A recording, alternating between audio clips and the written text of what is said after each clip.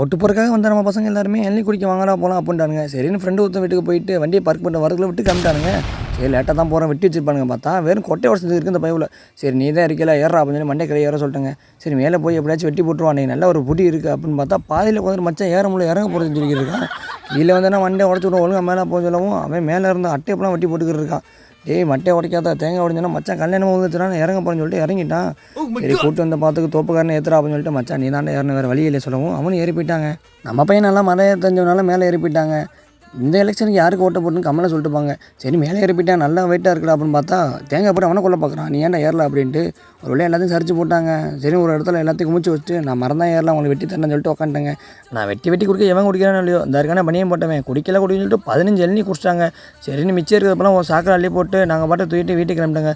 வீட்டுக்கு போனால் அம்மா காஃபியோட போண்டா போட்டு வச்சுருந்தாங்க. ஆகா சிக்கிச்சரா டபுள் டம்மா ஆஃபர் போடுறான்னு சொல்லிட்டு போட்டு நல்லா சாப்பிட்டு வீட்டுக்கு கிளம்பி வந்துட்டேங்க.